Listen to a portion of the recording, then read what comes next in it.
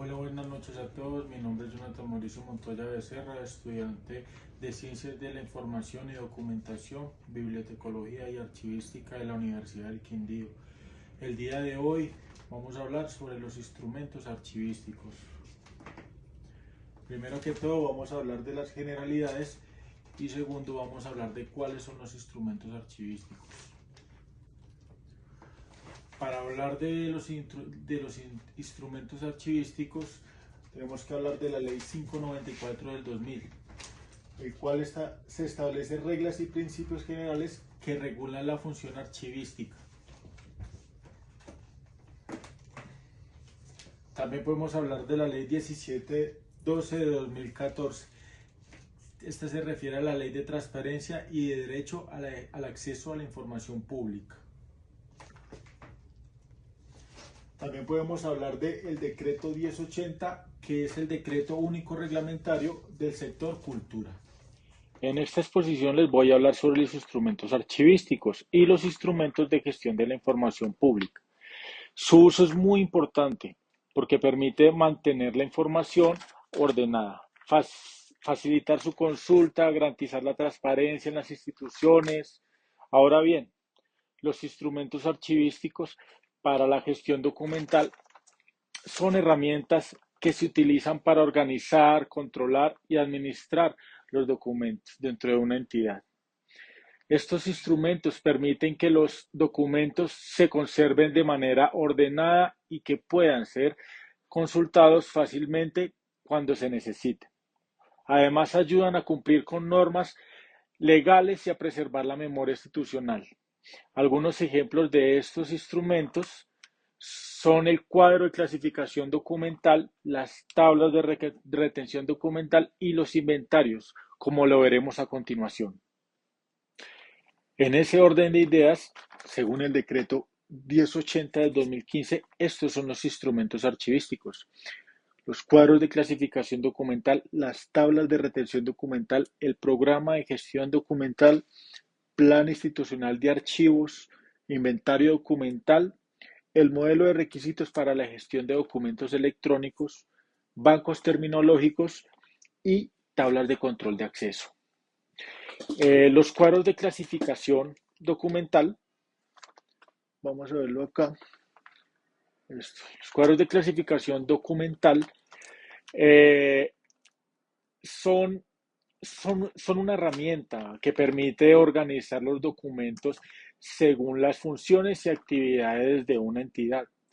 Funciona como una estructura jerárquica donde los documentos se agrupan en secciones, series y subseries. Su principal objetivo es facilitar la organización y la búsqueda de los documentos dentro de la institución. Ahora, las tablas de retención documental. Las tablas de retención documental son un instrumento que establece el tiempo que deben conservarse los documentos. En cada etapa del ciclo de vida indican cuánto tiempo debe permanecer un documento en el archivo de gestión, en el archivo central, y si se debe conservarse permanentemente o eliminarse definitivamente. Su importancia radica en que ayudan a evitar la acumulación innecesaria de documentos. Seguimos con el programa de gestión documental. El programa de gestión documental es el conjunto de políticas y procedimientos que permiten administrar adecuadamente los documentos dentro de una organización. Este programa se encarga de regular todo el ciclo de vida de los documentos, desde su creación hasta su eliminación o conservación definitiva. Su objetivo principal es garantizar una gestión documental eficiente y organizada. Esto se logra a raíz de la ejecución de los siguientes procesos de la gestión documental. Vemos en ese cuadro cómo es el proceso de la gestión documental. Comienza con la planeación, sigue con la producción, luego con la gestión y el trámite, con la organización, las transferencias, la exposición final de los documentos, la preservación y por último viene la valoración. Ahora vamos con el Plan Institucional de Archivos. El Plan Institucional de Archivos es un instrumento que permite planificar y mejorar la gestión de los archivos en una entidad. En este plan se establecen objetivos, estrategias y actividades que ayudan a fortalecer la organización y administración de los documentos. Además, permite identificar problemas en la gestión documental y proponer soluciones. De esta manera, como vemos acá en el cuadro, acá se identifican los aspectos críticos. Mediante estos ejes articuladores, que es la administración de archivos, el acceso a la información, la preservación de la información, los aspectos tecnológicos y de seguridad, el fortalecimiento y la articulación.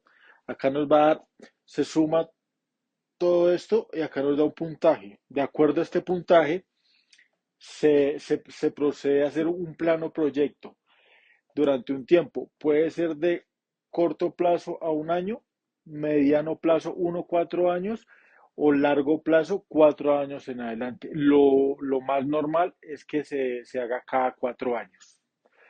Eh, seguimos con el inventario documental. Bueno, los inventarios documentales son registros que permiten identificar y describir los documentos que existen dentro de una entidad.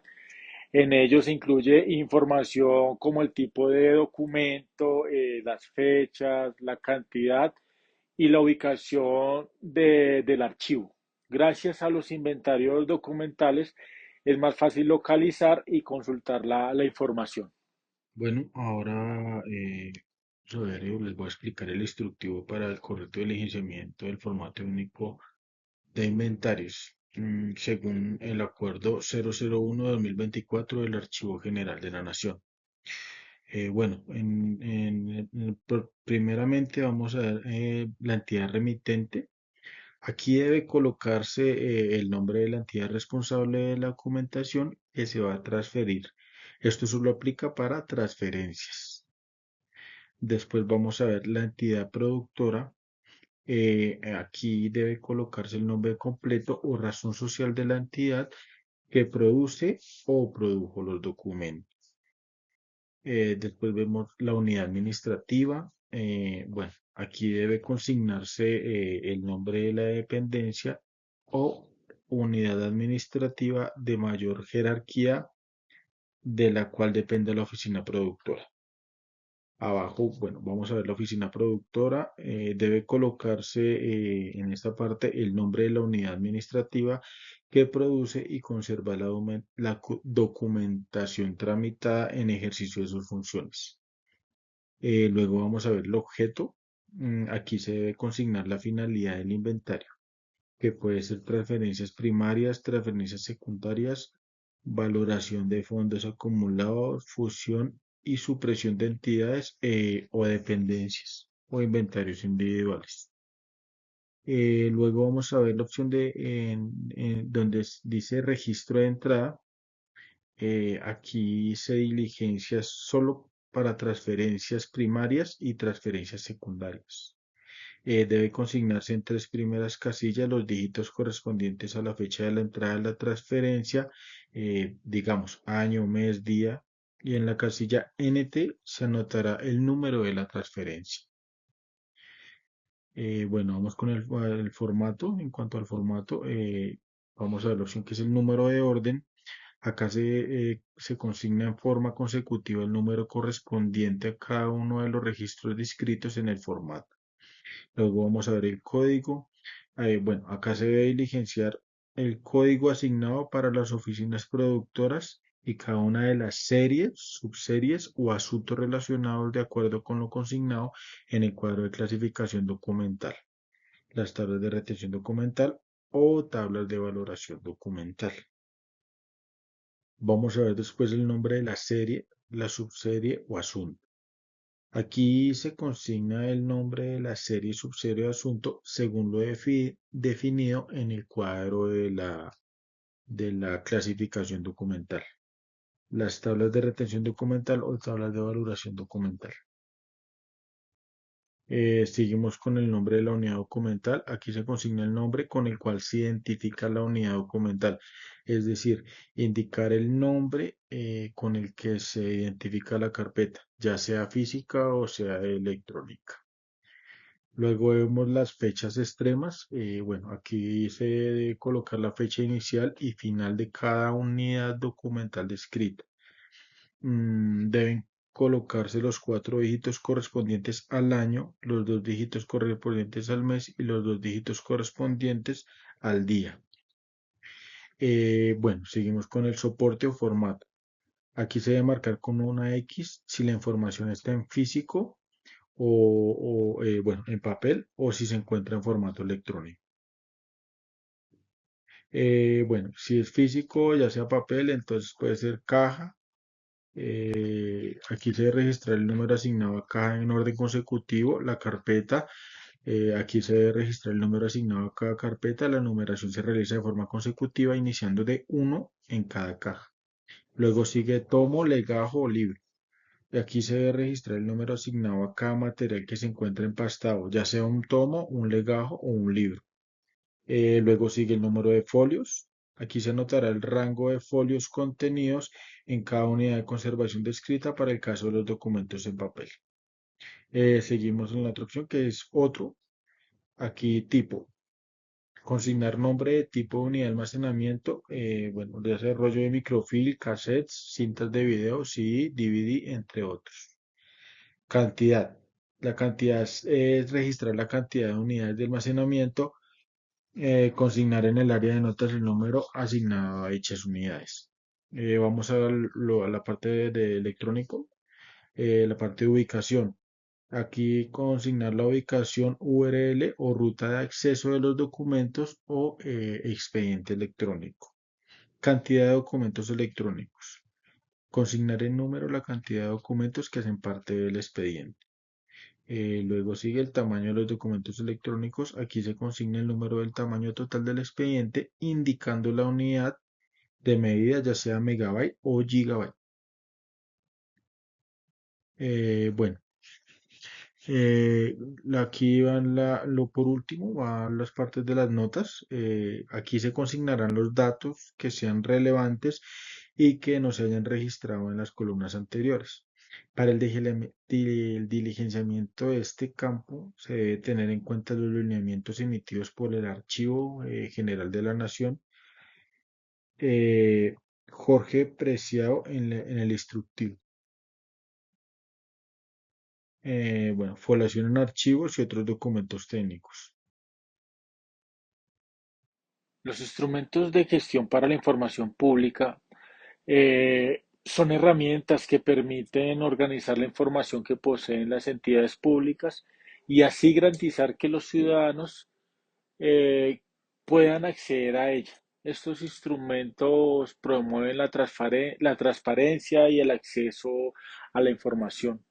Entre ellos se encuentran el registro de activos de información, el esquema de publicación de información y el índice de información clasificada y reservada. Seguimos con el registro de activos de la información. El registro de activos de la información, bueno, es un inventario donde se identifican todos los conjuntos de información que posee una entidad. En ese registro se incluye información que existe, quién es responsable de ella y en qué formato se encuentra. Esto permite tener mayor control sobre la información institucional. Bueno, el esquema de publicación de información es un documento que establece qué información debe publicar una entidad y con qué frecuencia debe hacerlo. Su objetivo es facilitar que los ciudadanos puedan acceder a la información pública y conocer la gestión de las instituciones. Ahora vamos a ver el índice de información clasificada y reservada. El índice de información clasificada y reservada es un listado que identifica la información que no puede ser divulgada al público por razones legales o de seguridad. Bueno, un ejemplo, una información que contiene datos personales o información confidencial. Este índice permite organizar y justificar qué información tiene restricciones de acceso. En conclusión, los instrumentos archivísticos y los instrumentos de gestión de información pública no deben verse como procesos aislados, sino como herramientas clave que ayudan a las entidades a organizar mejor su información y a tener control sobre ella. Cuando se aplican correctamente, no solamente facilitan el trabajo, sino que también contribuyen, por decirlo así, a la transparencia y al acceso a la información por parte de los ciudadanos. Hoy en día, donde la información es tan importante gestionarla bien, desde el inicio hasta su disposición final, es una responsabilidad fundamental, más que un requisito normativo. Estos instrumentos son una oportunidad para fortalecer la confianza, mejorar la gestión pública y ofrecer un mejor servicio a la ciudadanía. Muchas gracias a todos. Buenas tardes.